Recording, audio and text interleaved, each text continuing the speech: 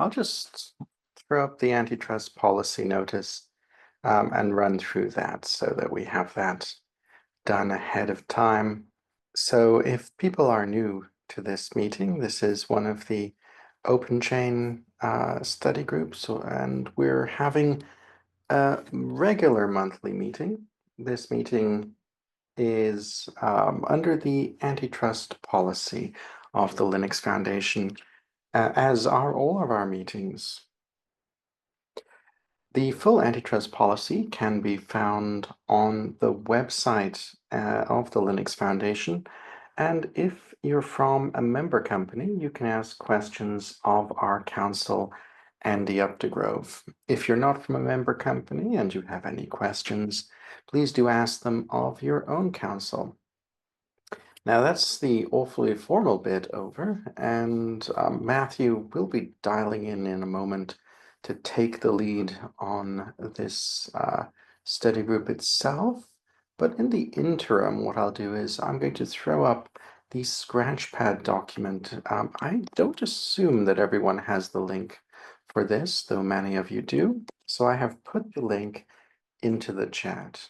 Everyone should be able to access the document and edit it live as we go. The document has been worked on for quite a few months now. And for participants like Jeff and Tiffany, I suppose this is old hat. It's been done many times before. But in case anyone's new, the long story short is that we're having a look at AI compliance in the supply chain. And this study group is considering what, if anything, we can usefully contribute to companies seeking to manage the open source supply chain, the AI supply chain, with the consideration of how to make it more trusted. And the conversation thus far is heavily influenced by looking at what OpenChain has done before around ISO 5230, the international standard for open source license compliance process management, and then considering, what have we done that matches AI bill of material management, and what does not match. And this conversation has gone in several directions and covered various ISO standards, perhaps in recent times, most importantly, the ISO 42001 AI management system. Hi, Shane. Oh, hello, Matthew. I think we're getting to an interesting inflection point in this discussion, which is to consider, after going through lots of things, are we at the point where this study group has more to do than study and instead stuff to work on and look at tangible working outcomes? But it's not my place to discuss this. It is the place of the chair. And we have two. One is David Marr, who is not able to make it today, and the other is Matthew Crawford, who is on the line. Matthew, I'll stop hogging your time and hand over to you if that's okay. Thanks, Shane. Have we done our favorite slide on? Yes, of course. Oh, I missed it. You'll have to come back next time. Or watch on the video live. Great. I just sort of came into that, and I think what I'd like to have a discussion on today is kind of review those guidelines that Shane was just touching on, but then also talk about the proposal for the working group. There's been a request to make this just an hour session today, because I think there's an overlapping OpenChain monthly report. So it's an opportunity for us to review those guidelines that we discussed last time, and also have some time to discuss the proposal of becoming a working group. So I'm going to find the guide. I had it open a moment ago. One moment. Here it is. Share my screen again. So like last time, I found it helpful to sort of go through the ISO standards 5230. We've done some tweaks, we added things, and last time we just kind of went through some of the changes. I also repeated this session in a Europe, Asia session afterwards, and that team came up with a few other ideas. So I have done some updates to these guidelines. I would like again to just go through them and review them and get people's thoughts and comments to see if there are any further things that we want to consider. The other group did have one thing right at the very end that I would like to understand whether this group would like to consider. And then maybe when we've gone through, we can also talk about how we make this go into a working group and how we promote this. So as Shane very kindly said right at the start, we're looking for using a guide for using AI bill of materials to build trust in the supply chain. And we went through, I think, a bit sort of housekeeping for guidelines at the start. So we touched on policy. I don't think there are any concerns there around competence. So we define people in an organization who have roles and responsibilities for dealing with AI bill of materials.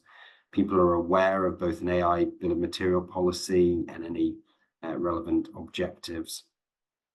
And, then we sort of started getting more into the meat of the guidelines. We talked about program scope. So things are, I guess, governed at different levels, and people are kind of defining what they are wanting out of a program. And ultimately what the program is to produce that AI bill of material. And then we got into license obligations, and both the US, Europe, and the Europe, Asia, we spent some time debating this because the majority of the 5230 standard had more around license obligations. So it was probably more relevant to open source software. But given the expertise of OpenChain, we felt as though there was probably an opportunity for us to capture things around a process shall exist for reviewing license in model data sets, because ultimately the outcome of that process will result in an AI bill of materials. Someone also suggested that we have a process on how the model is distributed, and that should be captured as part of the AI bill of materials. What are people's thoughts on having license obligations in this kind of guidelines to ensure that companies are having processes to review license obligations for models and systems?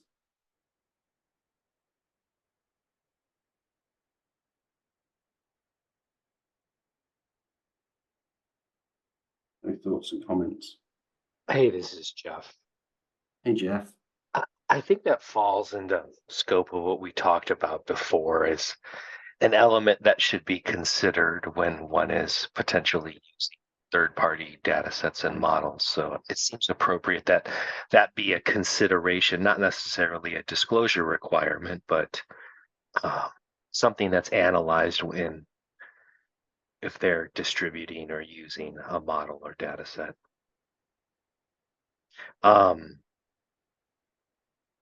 What do you mean by kind of verify? I guess verify is different from perhaps consider. Where are Maybe you there's finding more verify? a process to verify license obligations. Maybe a four lines down there under 5. Yeah, so this was something that was discussed in our last session, or maybe it was the Europe Asia one, that we have a process to review, but how do we know that these license obligations are being followed?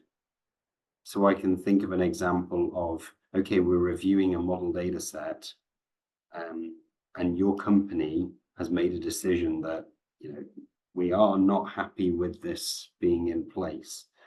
To build trust in the ecosystem, somebody suggested that a process should be in place to verify that those license obligations are being followed, or those decisions are being followed. That seems broad to me, and it seems almost maybe perhaps an expansion of even kind of the open source parallel, in that it's more of kind of a self-assessment, right? Like we are complying with these different elements to create a trusted system, governance, procedures. There really isn't kind of an audit aspect to it, which this kind of sounds like. So I'd be wary of something like that as something that should be discussed further. I'd like to hear, I'd like to hear other people's thoughts and comments on verification there.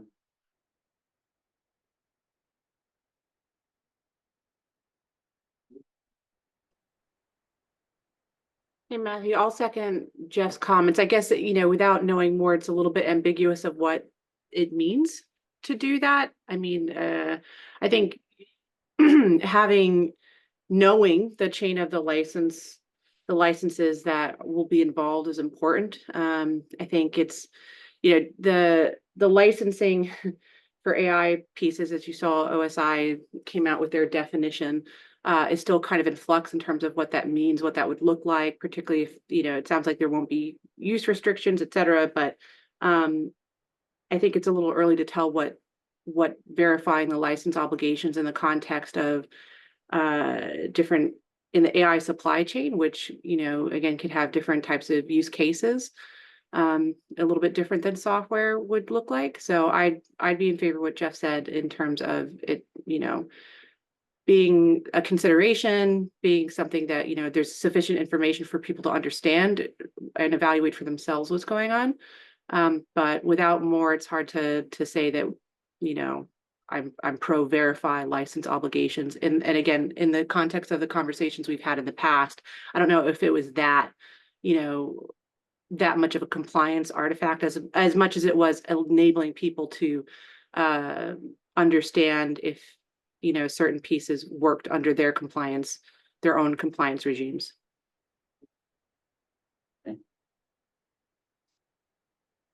This is the great thing about a community. We can reach consensus and decide what we want. I see Nick's posted something in the chat. One small caveat is that the obligations of a license of an upstream model or data set may or may not apply downstream AI model trained on them. The language seems to assume they may, or that an AI model trainer must take a position on whether they do. Perhaps simply documenting for transparency purposes may be sufficient. And then another comment, should we describe variations in obligations based on how model is used without modification and how private model is derived from an open source model?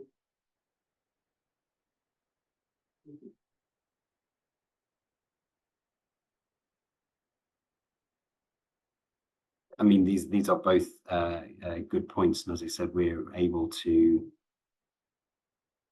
add and remove things as we wish. Should we describe variations in obligations?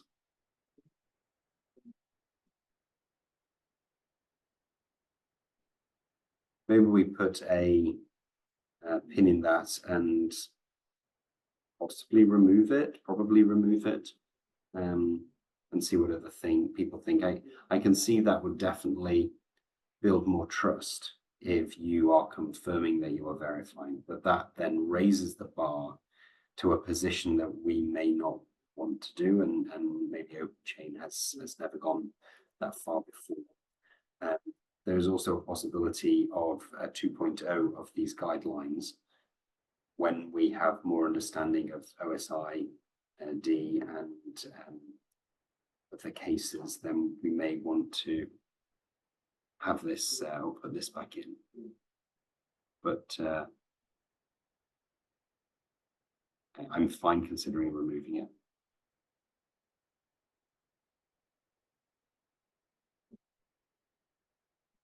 posted in the chat. Documented procedure to review and document the identified licenses. Thanks, Nick. Is that just a wording improvement? Thanks, Matthew. Hi, everyone. My name is Nick. I'm new to this community, Nick Schifano. I just have a few suggestions here. Thank you. Thanks, Nick. Appreciate them in the chat and appreciate you coming off mute there. So Jimmy's also posted, in this context, it seems important to also highlight that some data sets may have unclear licenses or unknown such. It should be documented in procedures how to work with those. Yeah, I would agree with that. And I think that goes to my point that I think in the first step, it's, let me take a step back. I think it would be very easy to boil the ocean on these issues. Mm-hmm. So first, perhaps in the first step, let's try to document things and highlight the areas which are unclear, as Jimmy highlighted, and then stay away from making determinations around which obligations may be relevant, in which contexts, etc. That may be just unwieldy. Great, thanks, Nick, for that summary. It's a nice thought, and I think I tend to agree with these things, more around documenting rather than going much further than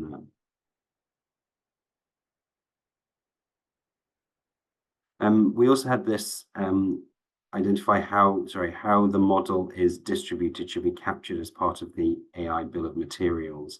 If you recall, the next section in ISO 5230 had details on, is the open source software distributed in binary source form, etc. And that clearly isn't quite relevant here, but it was an opportunity for us to capture how it was distributed as part of the AI bill of materials.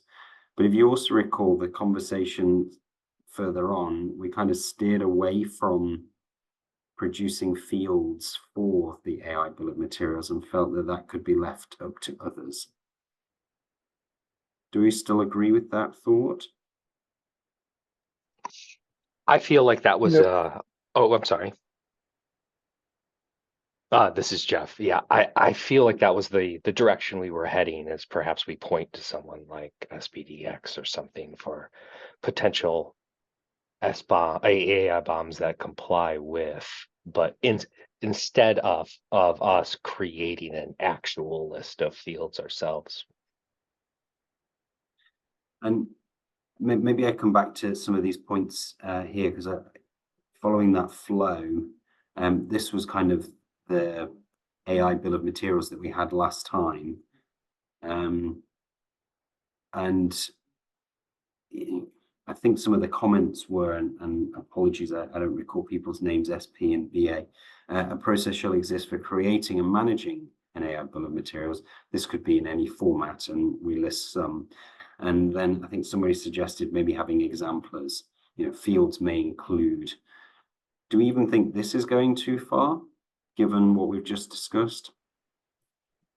And can I ask a high level question? So if we're talking about as far as path forward, moving towards converting this to a work group, what do we need to do now? It is kind of like us working through this document, which we've done in the past couple of weeks or months or more. Is this kind of, we're just summarizing for potentially some new people here, or is this a document that needs to be submitted when we propose moving this to a working group? I'm unclear on kind of what we need to come out of this meeting if we're going to talk about moving it to a work group. Like, is this a document that needs to be refined because this is part of the submission, or is this just us chatting about kind of level setting of where we're at right now? For me, and the two things are separate. We are chatting about progressing these guidelines. The second item is what we need to submit to the OpenChain board, the submission, which is down at the bottom of this document that we can come on to, is more around, we have these guidelines that we want to iterate on further. But not necessarily, we're not stuck to these, right? Like this can be a living document. no. This is more like, hey, this is what we're working on. We're going to formalize it. It may change, but I just thinking about an eye towards how I'm looking at this. Like, does it need to be set in stone, or is this just something to verify what we've been doing? Now. And Shane, you have a question, a comment? Oh, yes. No, just a point of order which might be useful. I mean, from the formal perspective, and I know this is, as Matthew alluded, essentially the study group is only chewing over a problem. And then a work group is given permission by the board and the steering committee to actually work towards resolving it. So technically speaking, what we're doing now is purely brainstorming. And if this converted into a work group, are we locked into this? No. At that point, it's a formal situation where the board and steering committee says, yes, it's no longer brainstorming. The ideas you've had are now going to be formally worked on. So it's a procedural issue, but it's not a lock-in.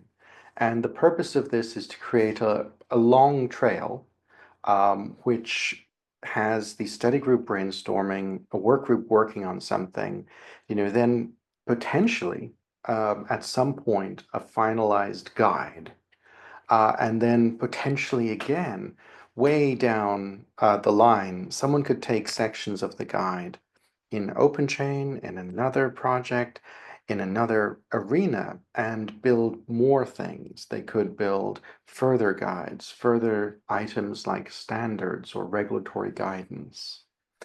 And all we're doing is creating inflection points and tracing back, where on earth did this come from? And so therefore, it's more procedural to move to a work group than changing things or locking people into things. And therefore, what we've done up till today, informal brainstorming, trying to pull ideas together. What we do as a working group, we'd be working on an outcome which would then go before the board again for them to eventually say, yes, this is an official OpenChain resource. Does that make sense?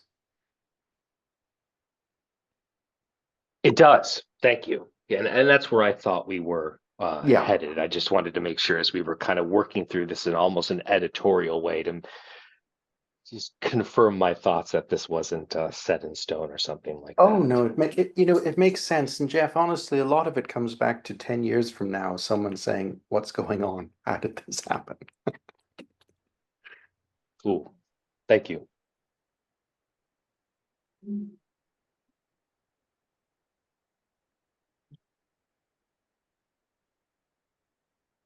So I just have a thought on the Yep.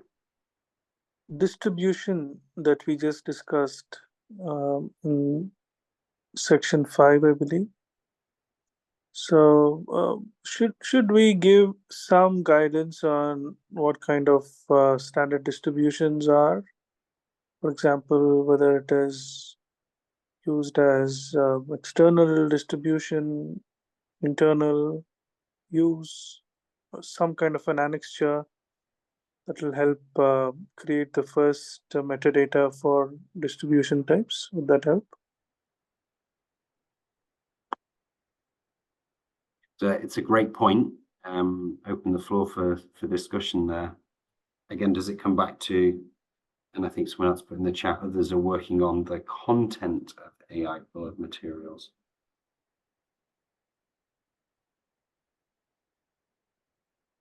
Yeah.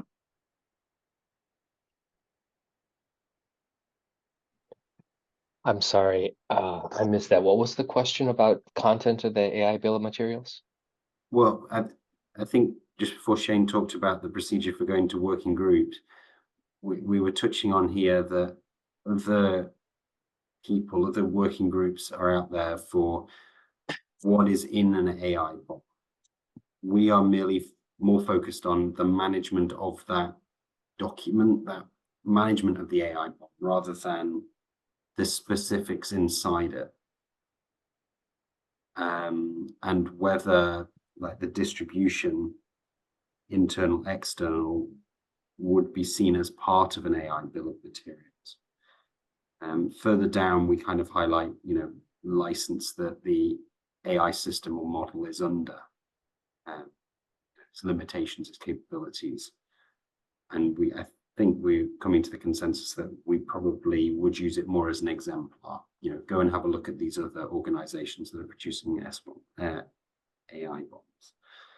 But does this, how a model is distributed, fall into the category of another piece of metadata that would be captured in an AI bill of material that maybe this group want to focus on or sort of move away from?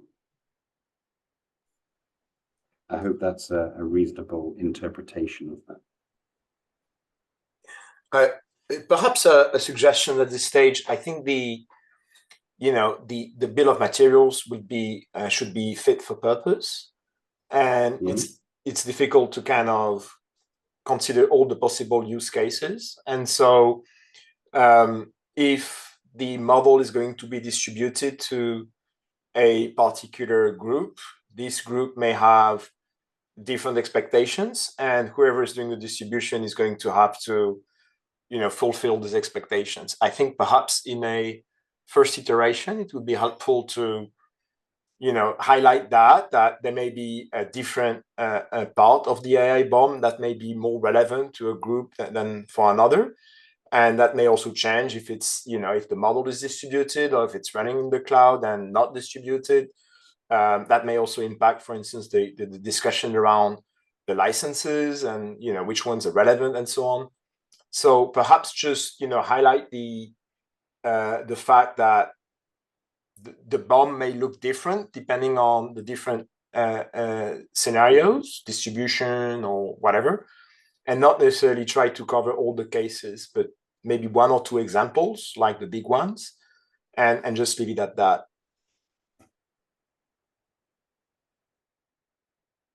I mean, I do like the idea of, the management of an AI bill of material that's internal is going to be different to an external one that you're giving to other people. So I can see there being an advantage of highlighting that. Right. And so sometimes what folks do is they kind of have their master, internal master document, if you will. And then depending on the jurisdiction where they are deploying, or depending on, the set of customers or what have you, they're going to, derive a kind of subset of the master to kind of meet their obligations in that particular jurisdiction, if that makes any sense. Yeah. And then maybe various ways to kind of tackle that challenge, but that yeah, I don't know that we need to do it for everyone. If we went down the line of an internal and external, is there any further guidance that we would want to provide, or is it going to be company specific?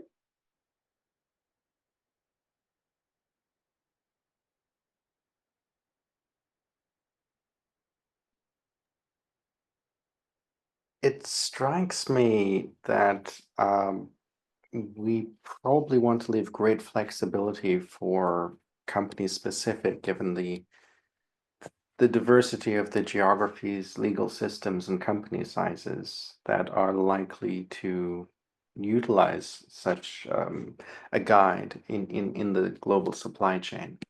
But that's just a very much an observation based on what we saw with open source license compliance. Thanks, Shane. I think that's where I was going as well. Leaving it down to the individual company to interpret how they handle different AI bill of materials.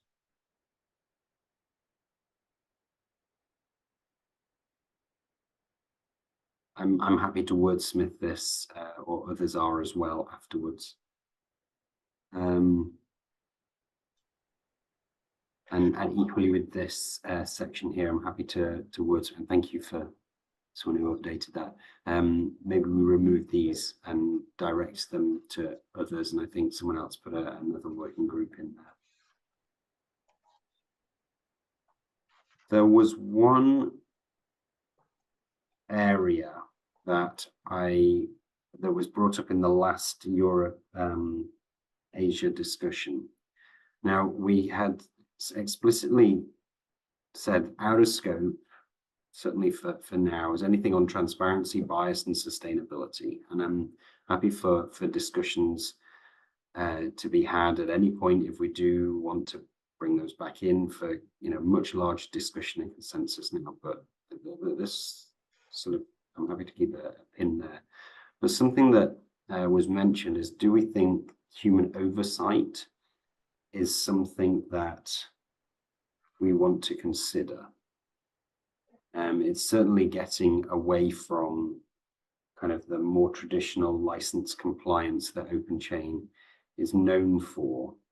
And here, and the wording can obviously be altered, but do we want to consider for these AI systems that there is some form of human oversight involved in here? Now, I merely put this in, it's not necessarily my suggestion, it was kind of after discussion elsewhere, but I'd like to have a more of an open discussion of, do we just run away from this, or is this something we'd like to consider and discuss further?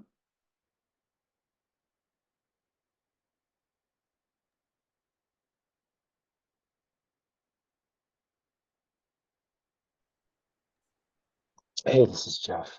My first reaction is it's very close to kind of what we excluded in the list, in that it's kind of in that kind of ethics, bias, limitations.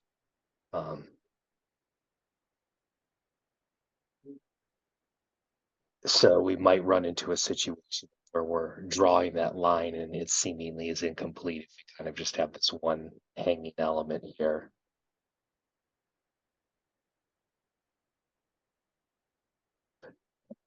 Do others agree with that comment?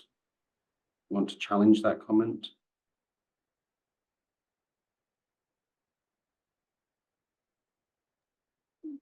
I think it would be a little difficult to kind of quantify unintended consequences unless we define it.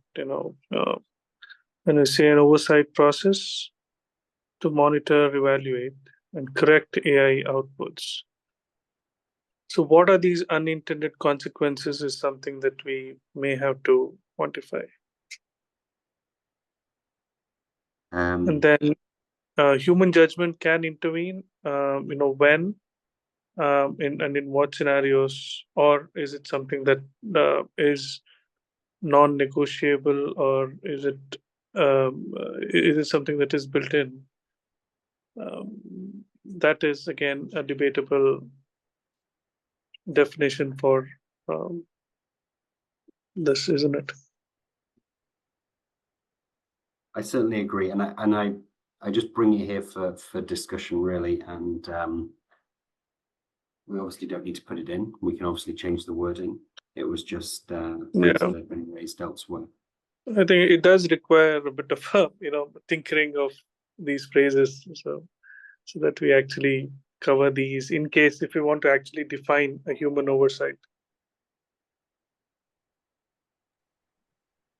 I certainly agree. There's potential to discuss this in next phases, and if thinking about kind of the open chain buckets of like governance policy, procedures, processes, a training program, if we do want to kind of fine tune the idea of a human in the chain as part of an overall policy or procedures, then maybe we discuss it there, but perhaps adding it at this stage because of kind of the unknowns in relationship to what we've already talked about is excluding might be a little too much.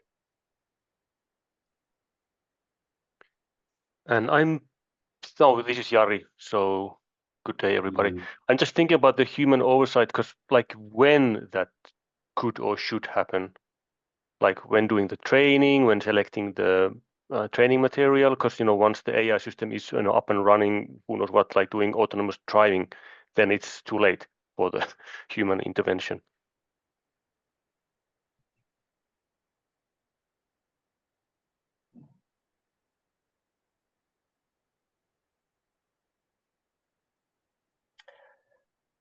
I have this is Lori Grant, and I work, with Jeff and Brian and Dave Marr at Qualcomm with a focus on AI compliance.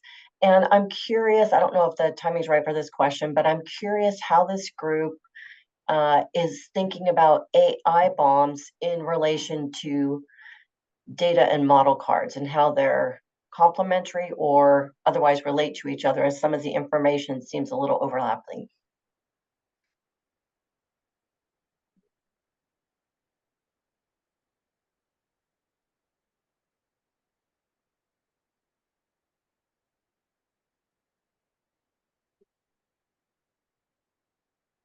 What are people's thoughts on that?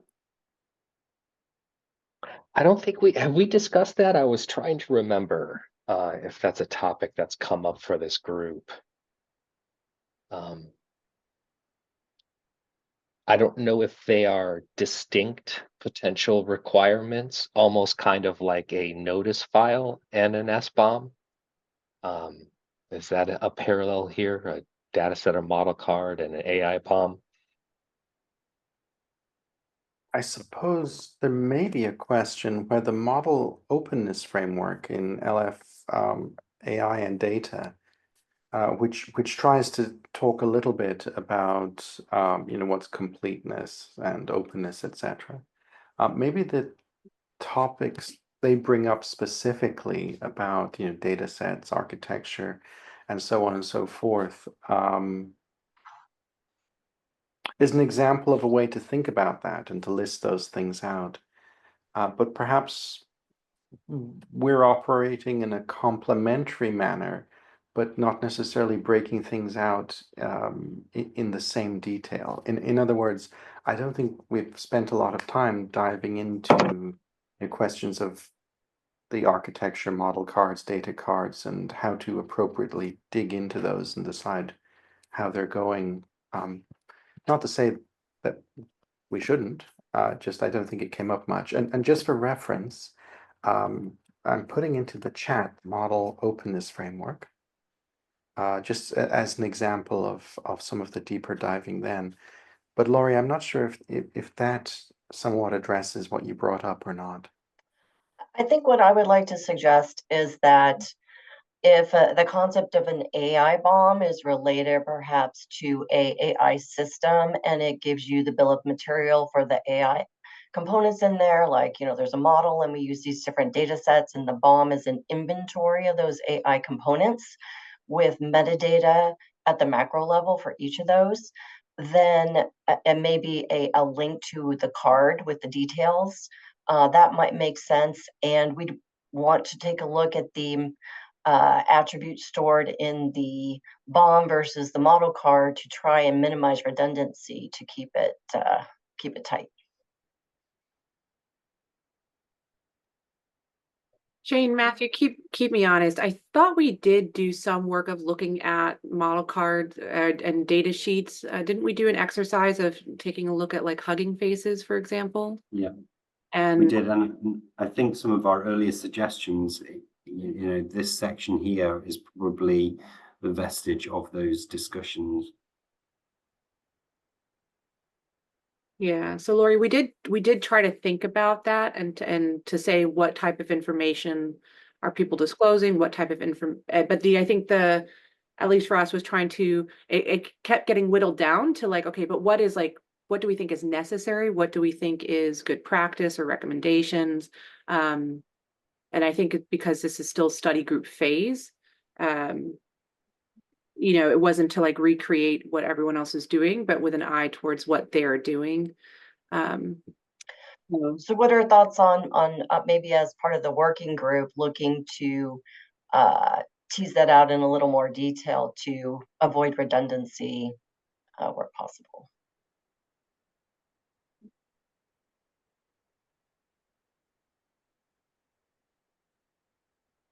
Meaning to come up with like a similar card?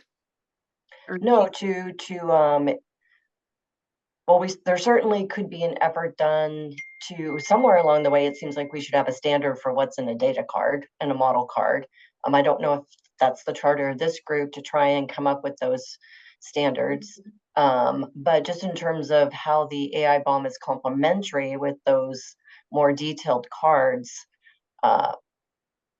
my curiosity is how have we vetted the data we're asking people to put in an AI bomb versus the card itself? And that wouldn't we want to have a goal to avoid duplication so people aren't entering the same information redundantly in the card and the AI bomb?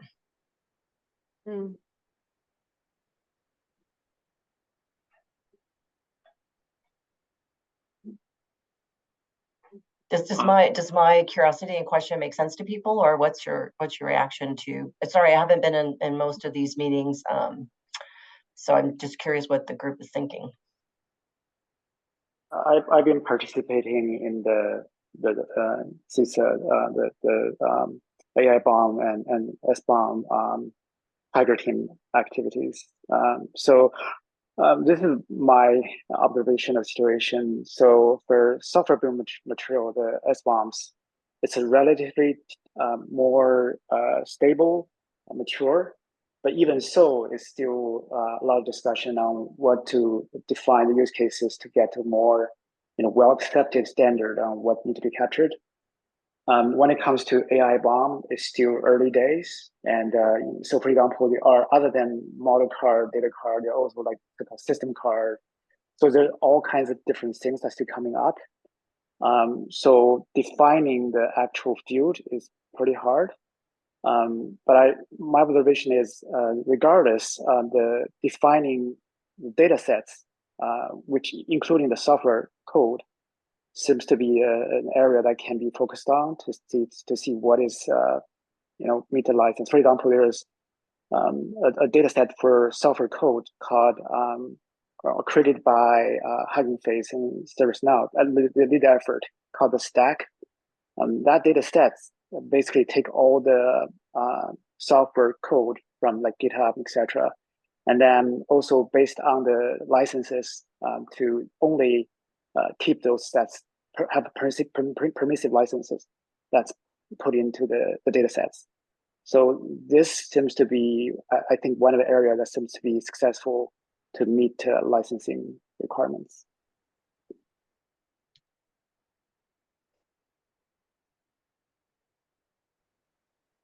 Hey, Lori, it's Jeff.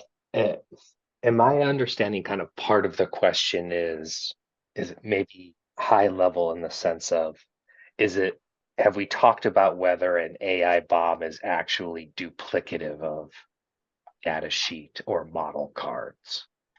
So I don't think it's inherent conceptually duplicative, but I think I'm just putting forward that we should take a hard look at the attributes we want to put in the AI bomb and minimize redundancy with what we think industry is going to be putting in the data cards. So I do see them as complementary, as the group has been describing. The AI bomb is an inventory of what's in there, and then you have a detailed card for all the information you need about each item in the AI bomb. That's how it conceptually links. Yet when I look at some of these attributes that I see in this document, I see some overlaps with what I would expect to be in a model card.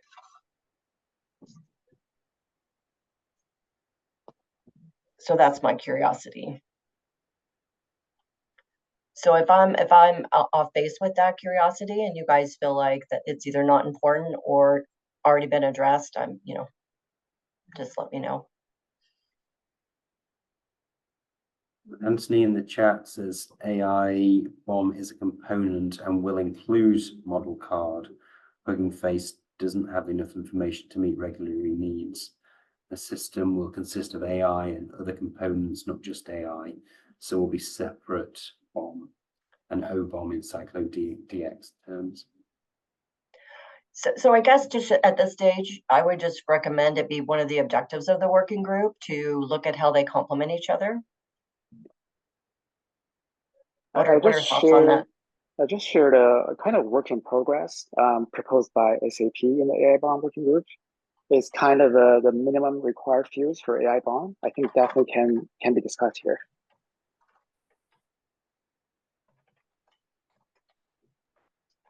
Yeah, and Lori, I'll just chime in that this definitely was I think, I always said all roads lead back to transparency documentation. And even this conversation, when it initially started, just felt like it was a regurgitation of a lot of other industry working groups around data sheets and model cards.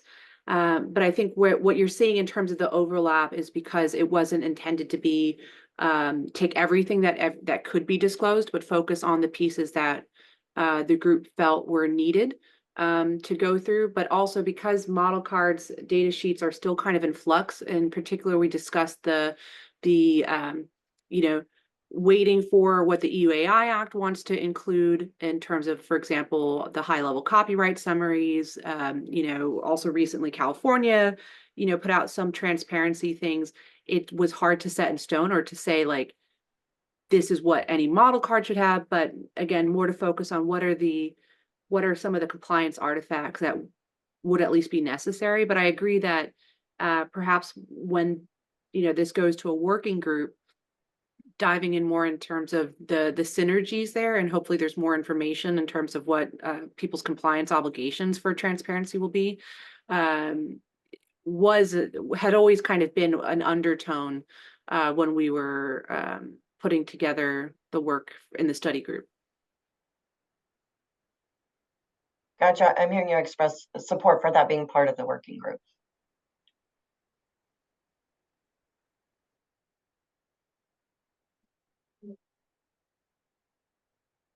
So, just in the last 10 minutes then, I think we've had enough meetings this year, and we've probably got enough weight now to consider moving this from a study group to a working group. To do that, as Shane explained earlier, we need to propose to the board that we have something we'd like to work towards. I think that this is around these AI bomb guidelines, but to the previous point, I think there are other things in there that we want to equally discuss. Someone's just made a comment. So Matthew, there you've got the objectives of the working group. Would it make sense to add an objective to look at how they're complementary, the bomb and the cards? Yep. Okay. Thank you.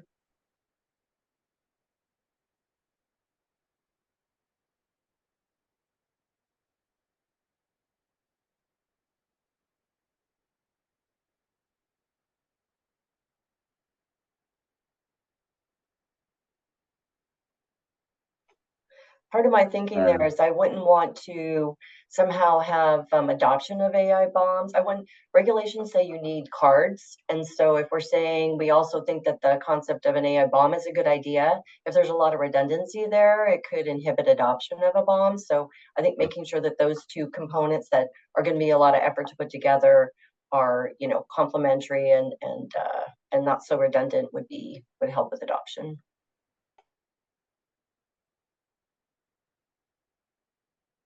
Good. So, I mean, I highlighted the objectives here of where is it here about this AI bill of material management, develop a guide on AI bill of material management.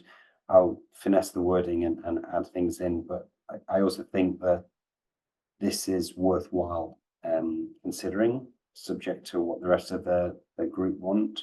And it kind of just highlighted some of the reasons why now is a good time. We've got good momentum, good productivity. We're meeting industrial needs, roughly how often we're meeting, and kind of just summarizing this. You're more than welcome to read the specifics here, but given, I guess, the objectives of the AI working group around developing that guide and looking at how complementary AI bill of materials model system cards are, is there general consensus with those online that we do move towards that more formal working group?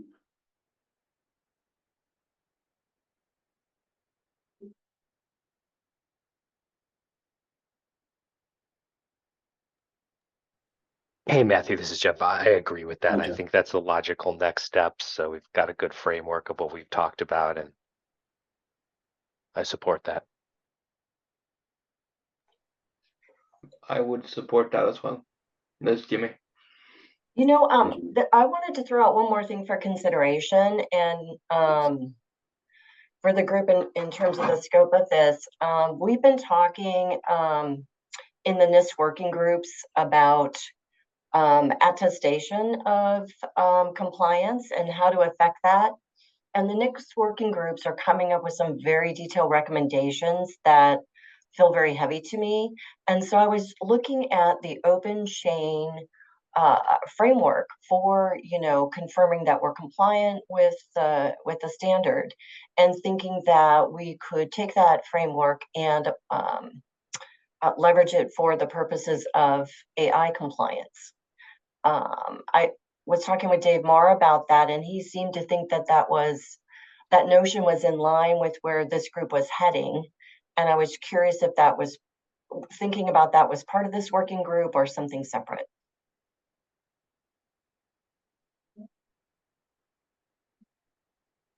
I'm really sorry. Could you repeat that? We're having audio issues. So there's a NIST working group that is focused on how to have some kind of attestation of being compliant with the NIST responsible AI framework. And different participants in the working group have been proposing various ideas about what that could look like. And many of those ideas are very detailed. And I proposed an option that leverages the OpenChain framework, where you guys have the attestation of being compliant with your ISO spec. You have a nice set of questions on your site that says, if you answer yes to these, couple dozen questions, we can note you on the site as being compliant. Here's some links to third-party certifiers that can certify your compliance.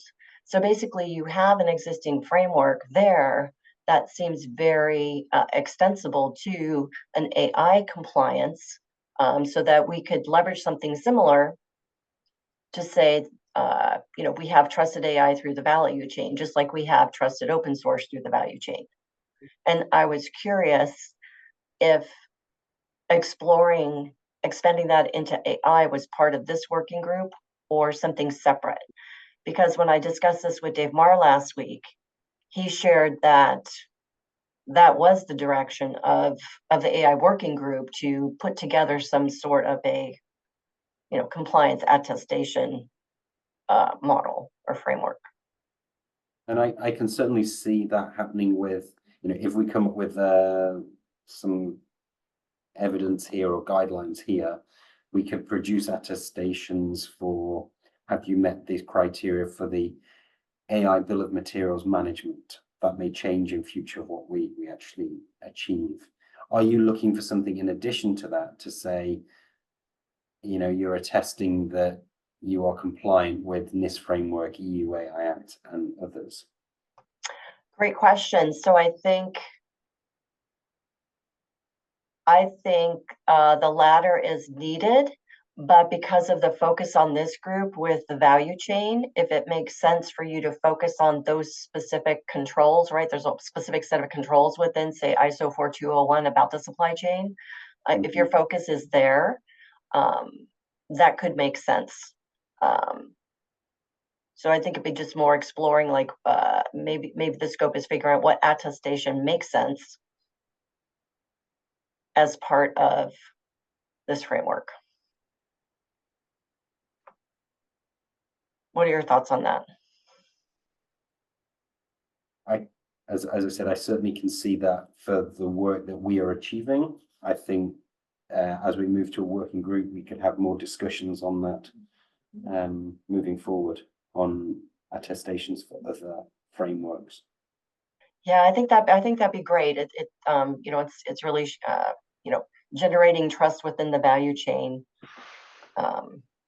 and being able to attest to that. It'd be great to be able to go to our site and look up and say who in the value chain follows this, and what does their SBOM look like, and I think it'd be a terrific addition.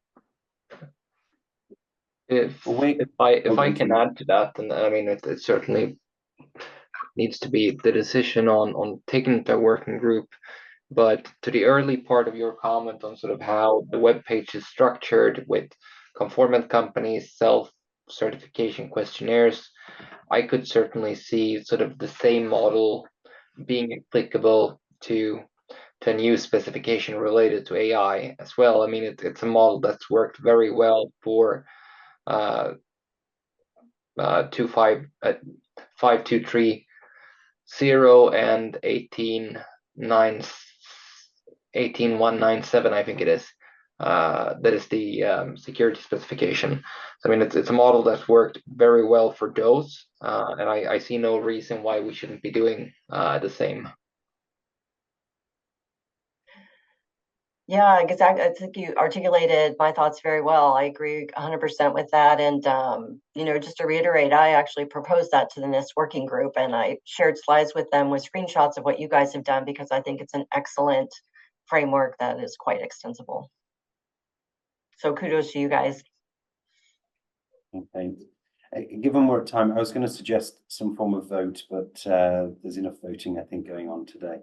I think we're just generally in agreement that we move towards this.